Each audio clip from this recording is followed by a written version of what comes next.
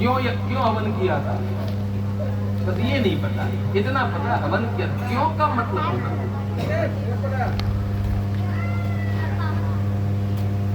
गया धाम की इतनी महिमा है, सब शास्त्रों में वेदों में महिमा बताई है, परंतु जिसके पास जितना हम रहते हैं ना, उसकी महिमा को कितना ही भूल जाते हैं। जो गंगा के पास रहता है ना, वो गंगा में रोज स्नान नहीं करता। जो बिहारी जी के पास रहते हैं वो साल में एक बार जाते हैं दर्शन करने। दुनिया खूब उमड़ रही है, अर्थात जो जिसके नजदीक रहता है उसकी विशेषता को भूल जाता है, नहीं दर्शन कर पाता। यहाँ आपने विष्णु पद के दर्शन तो किए हैं, भगवान गया गदाधर के दर्शन किए बोले ये कौन है, ये आप पहली बार बता रहे। भगवान गया गदाधर, जिसको भगवान जनार्दन बोलते हैं, विष्णु पादाब्ज के ही मंदिर के ठीक समीप में बगल से ही भगवान चतुर्भुज रूप में खड़े हुए हैं। जो ऊंची सीढ़ियां हैं जहां पर पिंडदान होते हैं, गदाधर वेदी बोलते हैं, वो हमारे पिंडों के पितृ देवताओं के मुखिया हैं। उनके सामने उनको बोलते हैं साक्षी गोपाल। जैसे वृंदावन की परिक्रमा लगाते हो, गोवर्धन की परिक्रमा लगाते हैं, चित्रकूट धाम की परिक्रमा लगाते हैं, तो साक्षी गोपाल होते हैं कि हाँ भैया हम साक्षी हैं, इसने परिक्रमा लगाई है। इसी प्रकार भगवान गया गदाधर हैं, उनके सामने जब हम पितृ देवताओं का कार्य करते हैं तब वो साक्षी होते हैं कि हमारे सामने होने किए। आपको पता है गया की भूमि में 4 लोग श्रापित हैं। कौन श्रापित है पता है? सबसे पहले फल्गु नदी, दूसरी गौ माता, तीसरी बड़ का पेड़, और चौथा आप बता देते, परंतु ये इसमें जो बताया है जब पढ़ेंगे आप तो सबसे पहले, अच्छा ये श्रापित क्यों हुई बताया आपको? क्यों श्राप लगा, किसने दिया? हाँ, क्यों दिया? गया जी में पिंडदान जब कर रही थी, भगवान पिंडदान करने के लिए आए थे गया जी में, तो भगवान ने कहा जानकी से, देवी मैं श्राद्ध की सामग्री लेके आ रहा हूँ, जब तक आप तैयारी करिए। भगवान चले गए सामग्री लेने के लिए। उसी समय राजा दशरथ का हाथ आया, कहा देवी हे पुत्री सीता हमें पिंडदान करो। अब कहा कि हे पिताजी अभी मेरे स्वामी तो गए हैं बाजार, वो लौट करके आएंगे तब मैं आपको श्राद्ध तर्पण की सामग्री दूंगी। तो नहीं बेटी, जो कुछ तेरे पास है अभी अवेलेबल वो दे दो। कुछ नहीं था, सीता मैया ने रेत के बालू के लड्डू बना करके राजा दशरथ के हाथ पर रख दिया, चले गए। राम जी लौट करके आए, कहा मैंने तो कर दिया पिंडदान, दे दिया। झूठ बोलती है, जब कोई सामग्री नहीं, बोले कि हाँ मैंने तो रेत के लड्डू बना के दे दी। पिताजी कह रहे थे जो कुछ है वो दे दे। नहीं, मैं कैसे मानूं तूने दिया? ये नदी बह रही है, पूछ लो इससे। फल्गु से पूछा क्यों पिंडदान किया सीता ने? झूठ बोल दिया, नहीं किया। वहां पर खड़ा था ब्राह्मण, क्यों देवता पिंडदान किया? अब राम की तरफ देख करके नहीं किया पिंडदान। तीसरा अग्नि, तो युद्ध हो रही थी वो, अग्नि देवता तुम बताओ का पिंडदान हुआ? तो नहीं हुआ। खड़ी थी गौ माता, तुम बताओ पिंडदान हुआ? नहीं हुआ। मां सीता क्रोध में आ गई, जाओ मैं तुम चारों को श्राप देती हूं। क्या क्या श्राप लगा?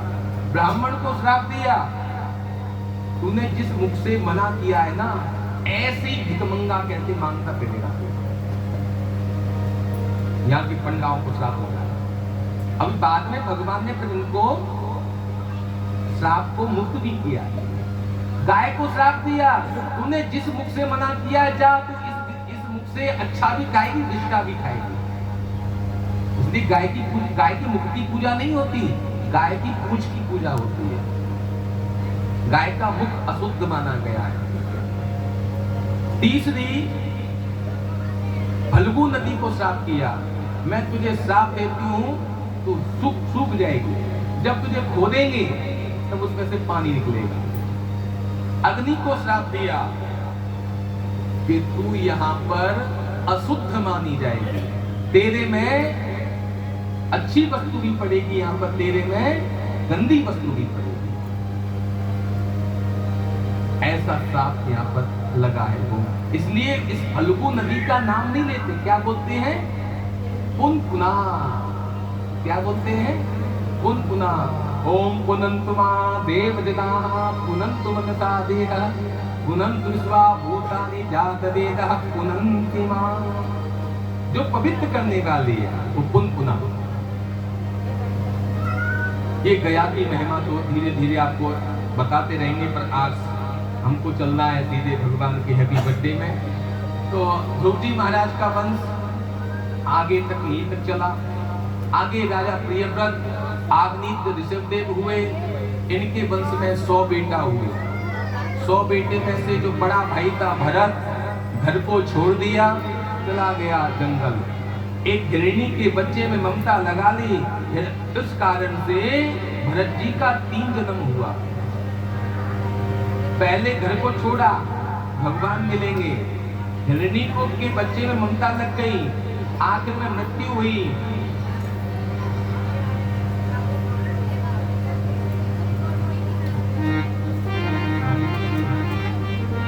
तो वहां आकर के तीसरा जन्म ब्राह्मण के रूप में हुआ, नाम पड़ गया जड़ भरत। सुंदर उपदेश दिया है राजा रघुगण को, इनका वंश यहीं तक चला। बस षष्ठम स्कंद में नरकों, पंचम में नरकों का वर्णन कि जो व्यक्ति जैसे कर्म करता है उसको उसी नरक में ले जाया जाता है। आप कहोगे जब मर जाता है कि नरक कौन जाता है? 3 शरीर होते हैं बाबूजी, 3। एक स्थूल शरीर, एक लिंग शरीर, एक सूक्ष्म शरीर, और तीनों यातनाएं भोगते हैं। एक जब यहां से जलता है शरीर, स्थूल शरीर खत्म होता है, डिस्ट्रॉय होता है, तब ये शरीर लिंग रूप में जाता है। और जो सूक्ष्म शरीर है वो शरीर भोगता है नरकों का वर्णन। और जो सूक्ष्म शरीर है वो प्रेत की योनि को प्राप्त होता है। ध्यान से समझने की बात है, अभी तक आपने ये सुना नहीं होगा कि नरक कौन गया। फिर जब नरक चले गए फिर प्रेत कौन बना भाई? अगर आप कह रहे हो कि हमारे घर में ये प्रेत बना हुआ है, जब ये प्रेत है फिर नरक को स्वर्ग कौन गया? जो नरक में जाता है वो लिंग स्वरूप जाता है। जो जैसे कर्म करता है वहां जाकर उसको यातना देते हैं। जैसे सब्जी बनाते समय जीरा का छौंक लगाते हैं, ऐसे ही इस शरीर का छौंक लगता है। वो तो बात की बात है प्यारे, ऊपर पहले यहीं से बच जाओ आप। यहाँ पर भी इतनी यातनाएं मिलती है व्यक्ति को, क्या क्या नहीं भोगता, यहाँ सब कुछ भोग रहा होता है। फिर भी कितनी सुंदर बात है। अभी आपको जो दुनिया दिखाई दे रही है ना, आंखों से, आंखें बंद कर लो, सब खत्म।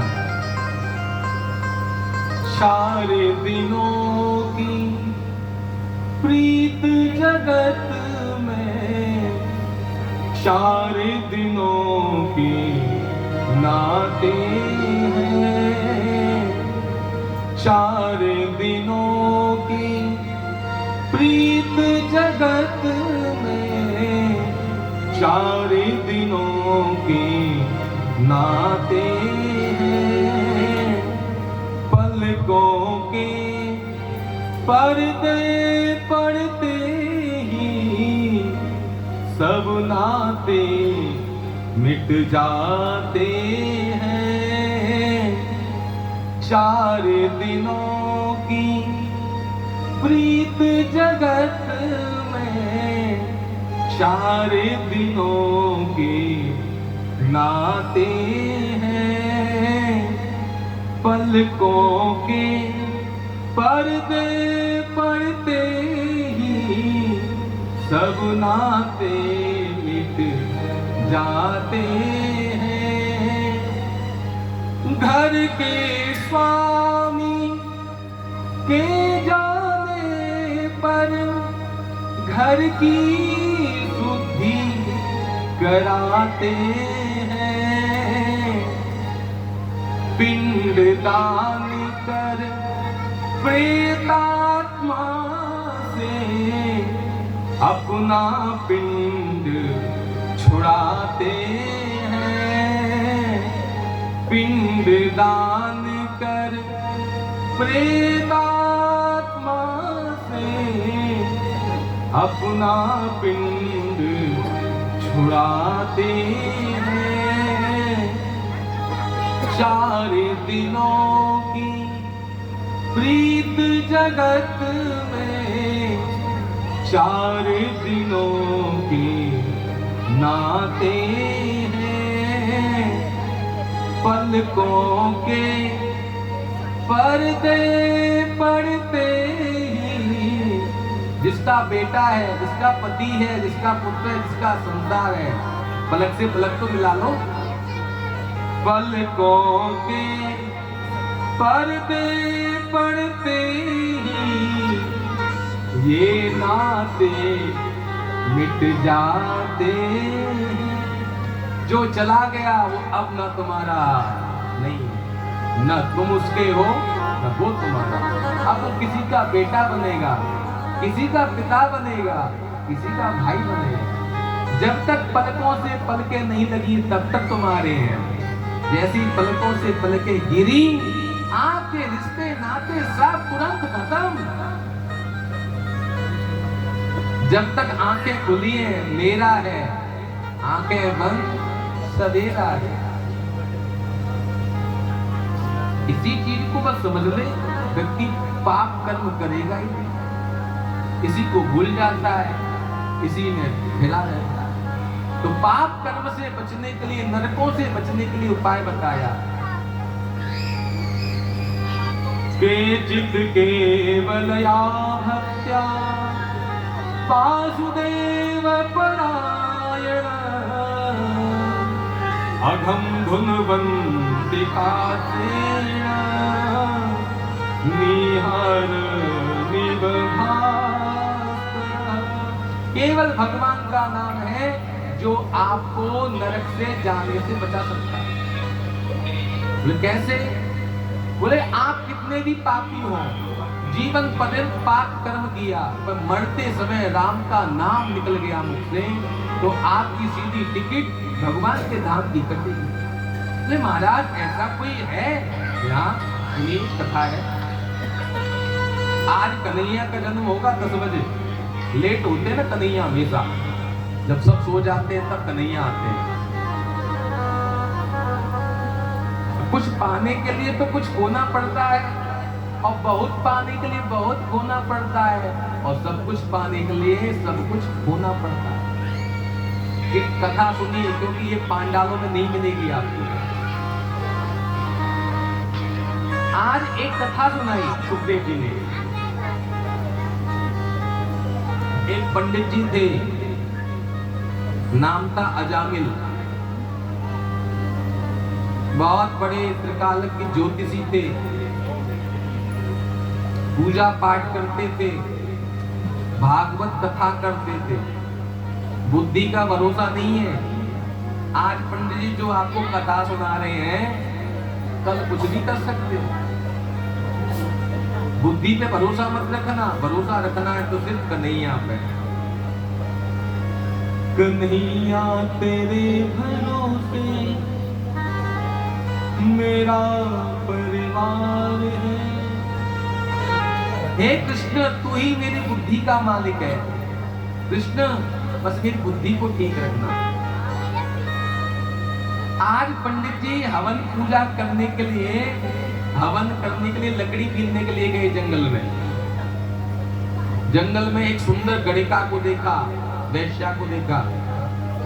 पंडित जी का मन अब तक जो ब्रह्मचारी था, आज उस सुंदर वैश्या को देख करके मन लग गया उसका। पंडित जी ने समिधा वगैरह सब छोड़ दिया। पंडित जी ने अपना जनेऊ उतार दिया। पंडित जी ने जो अपनी शिखा थी वो भी हटवा दी, चंदन को पोंछ दिया। विनाश काले, हाँ,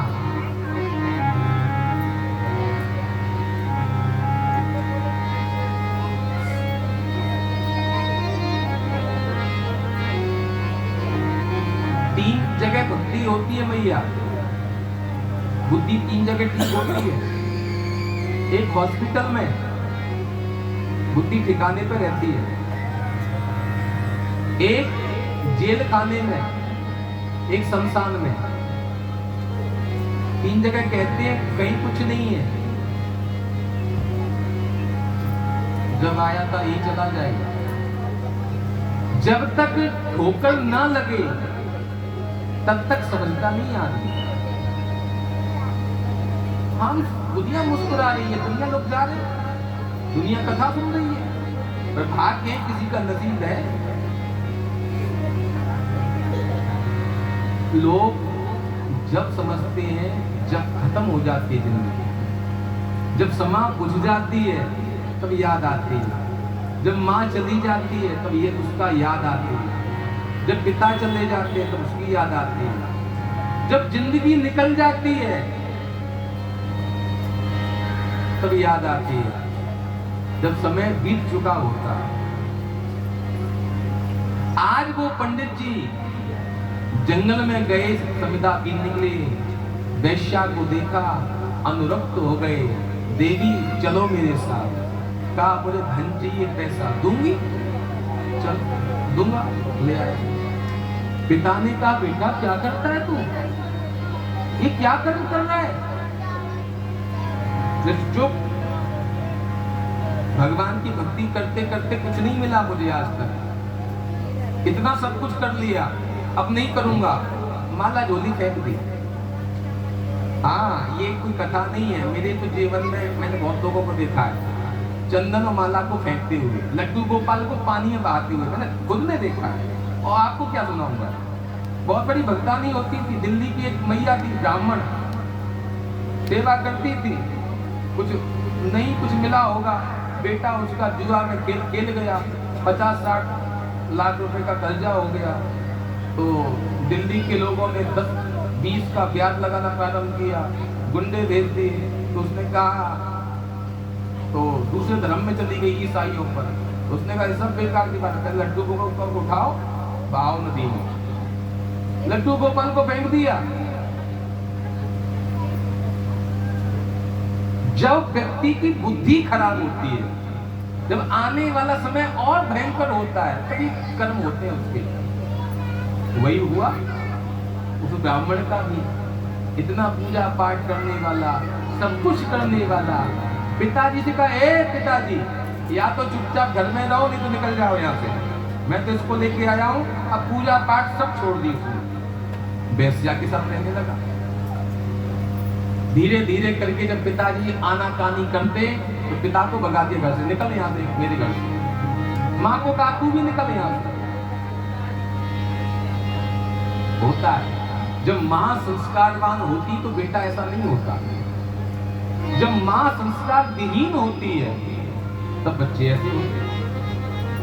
आज वही जो अजामिल था, आज उस वैश्या के गर्भ से 9 बेटे पैदा किए।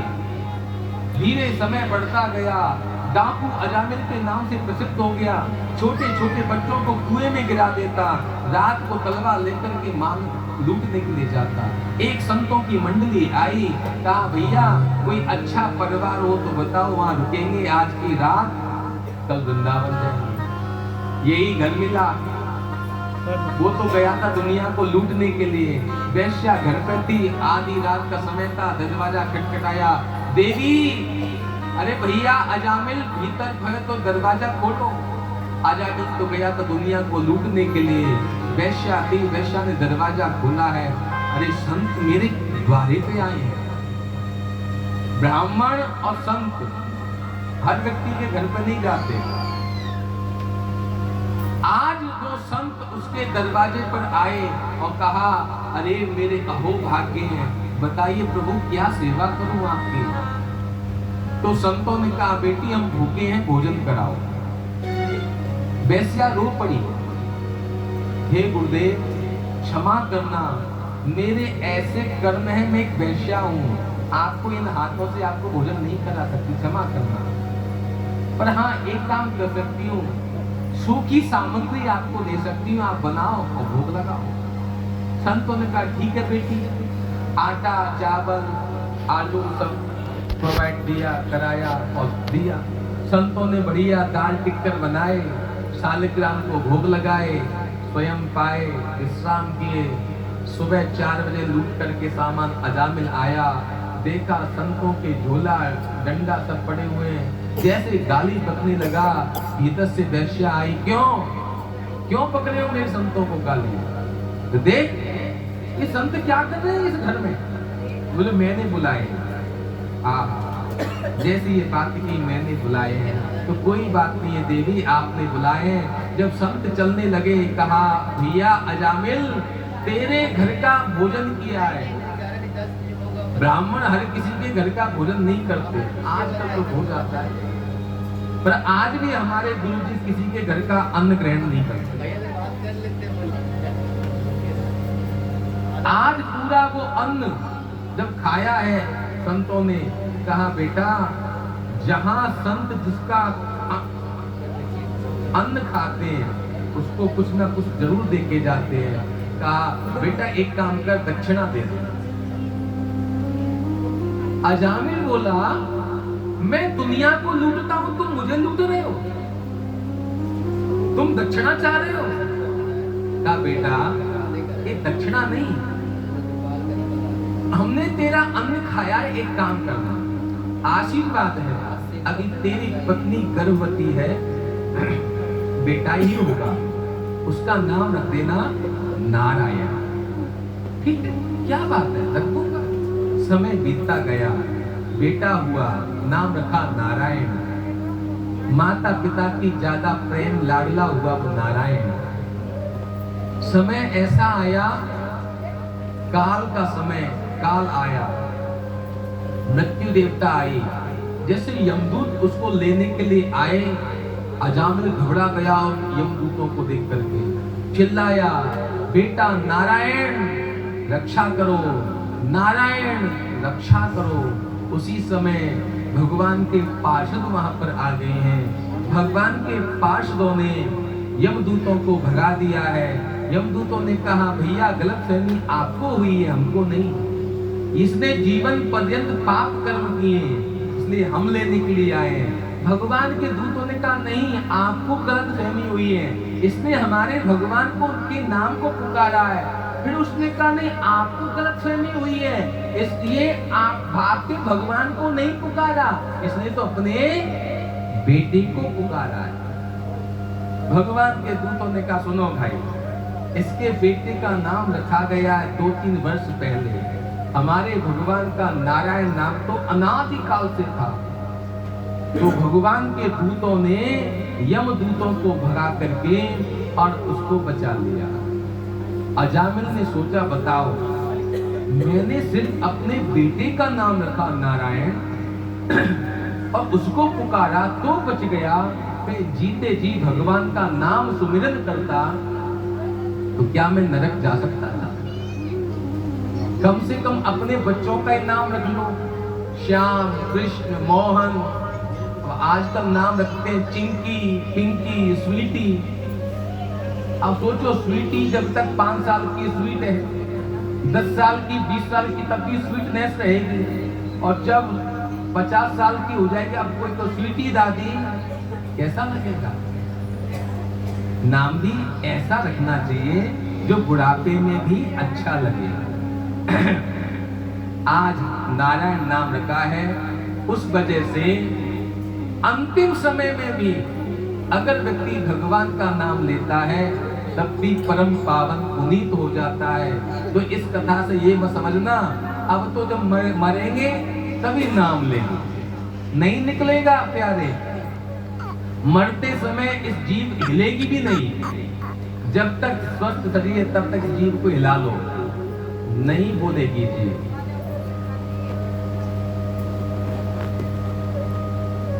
आज श्री सुखदेव महामुनि ने ये अजामिल का प्रसंग सुना करके और प्रहलाद के चरित्र को बताया कि प्रहलाद महाराज पर उसके पिता ने कितना घोर पाप कर्म किया था, पर प्रहलाद ने भक्ति को करना नहीं छोड़ा, अपने पिता को त्याग दिया, पर भगवान की भक्ति करना नहीं छोड़ा। जो भगवान की भक्ति से दूर कर दे, चाहे वो माँ हो, चाहे पिता हो, चाहे भाई हो, चाहे बंधु हो, चाहे पत्नी हो, त्याग देना चाहिए। तो पिता को किसने छोड़ा? प्रहलाद ने। माँ को किसने छोड़ा? भरत जी ने। भाई को किसने छोड़ा? विभीषण ने। गुरु को किसने छोड़ा? राजा बलि ने। जो भगवान से विमुख कर दे, छाड़ी मन हरि विमुखन को संग। हे मन, जो हरि से विमुख हैं उनका संग मत करो, जो हरि के साथ वाले हैं उनका संग करना चाहिए। आज नहीं तो कल आप सुखी रहोगे।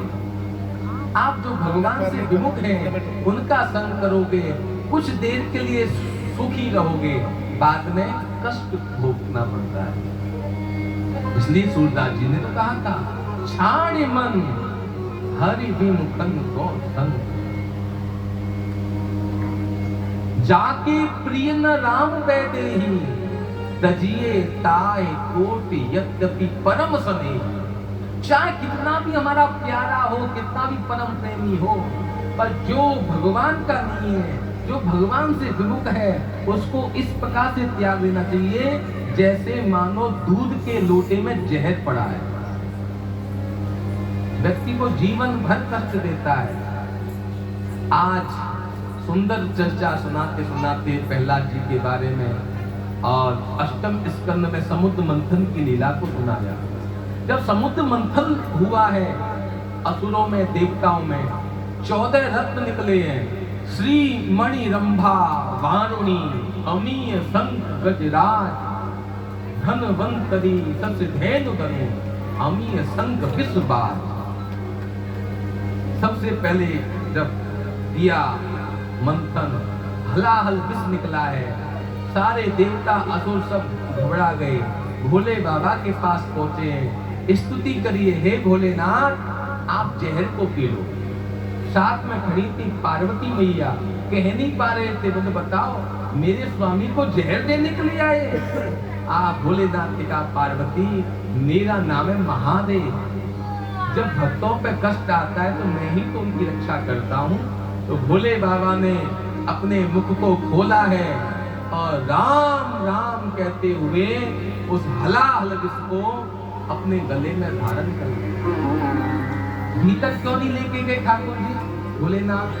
क्योंकि हृदय में श्री सीताराम जी का वास है। सोचा कि अगर मैं अपने भीतर लेके जाऊंगा मेरे राम को कष्ट होगा, अगर इसका वमन करता हूँ तो दुनिया भस्म हो जाएगी।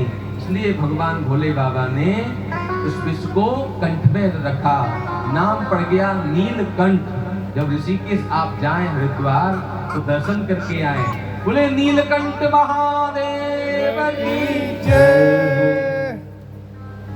इस प्रकार से अष्टम स्कंद को विराम करते हुए नवम स्कंद में चर्चा आई है भगवान श्री राम की। राजा दशरथ के यहाँ पर 3 रानियां थी, पर आपने विचार किया होगा कि 3 रानियां नहीं है। राजा दशरथ ने एक पुत्र का मुख देखने के लिए 700 विवाह किए। कितने? 700 विवाह किए, फिर भी उनके नसीब में नहीं था, नहीं हुआ। एक बार झाड़ू लगाने वाली जमादारनी झाड़ू लगा रही थी, राजा दशरथ अपनी बालकनी में टहल रहे थे। जमादारनी ने देखा राजा दशरथ को, उसने कुछ टोटका सा किया, पैर पटका, झाड़ू पटका। और कुछ तो उसने कहा सुन इधर आ, तू मुझे देख करके क्या कर रही है? बोले महाराज माफ करना, कुछ नहीं। बोले नहीं नहीं, सही सही बता, नहीं तो तुझे फांसी पे लटका दूंगा। जमादारनी बोली महाराज जी क्षमा करें, मैंने ऐसे सुना है कि जो निपुते होते हैं, जिनको संतान नहीं होती, उसका सुबह सुबह मुख देख लो तो उसका पूरा दिन खराब हो जाता है। तो प्रभु आपका मुख देख लिया, इस वजह से मेरा आज पूरा दिन खराब हो जाए। राजा दशरथ को आया, बताओ मैं इतना बड़ा अभागा हूं कि मेरा मुख देखने से आज इसका दिन खराब हो जाएगा।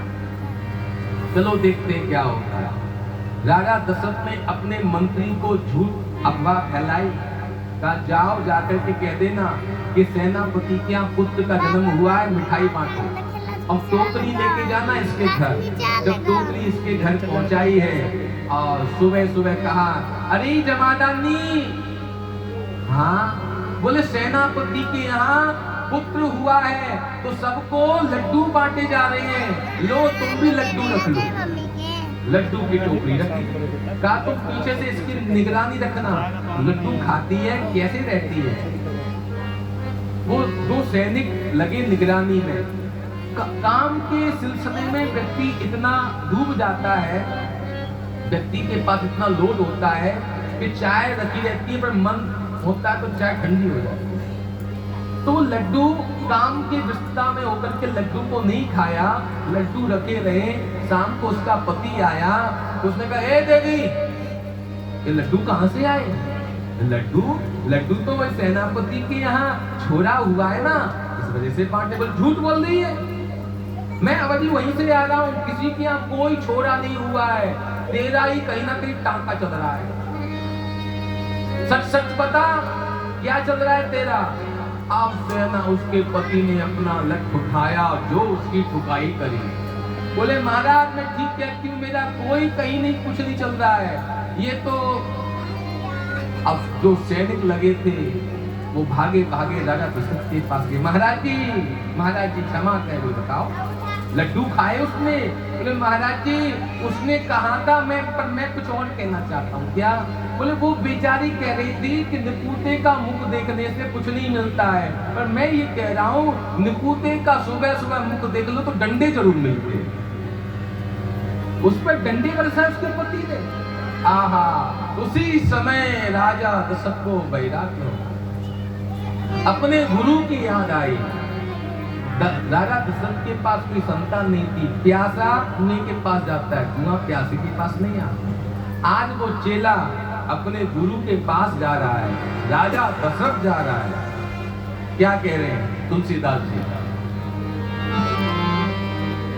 ओ एक बार भूपति मन माही, एक बार भूपति मन माही, एक बार भूपति मन माही, एक बार भूपति मन माही, भई गलानी मोरे सुत नाही।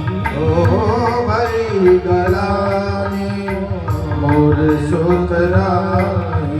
गुरु ग्रह गयो तुरंत महिपाला, गुरु ग्रह गयो तुरंत महिपाला, चरण लाग कर विनय विशाला, चरण लाग कर विनय विशाला, निज दुख सुख सब गुरहि सुनायो।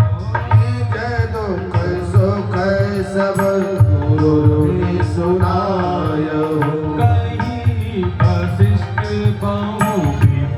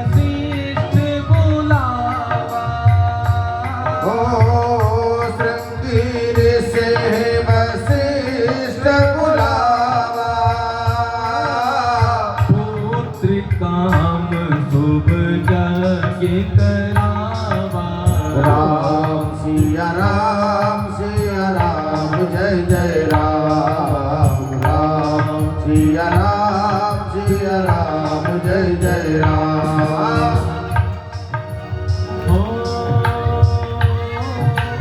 एक बार भूपति मन माही, भई गलाई मोरे सुत नाई। राम सिया राम जय जय राम। राम सिया राम जय जय राम। तब क्या कह रहे हैं गुरु जी? चिंता मत करो, धराहूं धीर होई है सुत चारी। त्रिभुवन विदित भगत हर हारी। राम सिया राम जय जय राम। राम सिया राम जय जय राम। रामचंद्र कृपालु भज मन हरण भव भय दारुण। नव कंज लोचन कंज मुख कर कंज पद कंजा गुणम कंज पग गणित अमित छवि नर नील नीरज सुंदरम। पत पीत मानव तड़ित रुचि सुचिनो निजन कसुतावरम। श्री रामचंद्र कृपालु भज मन हरण भव भय दारुणम। नव कंज लोचन कंज मुख कर कंज पद कंजारण। चरु को लेकर के यज्ञ हुआ है, अग्नि देवता आए हैं।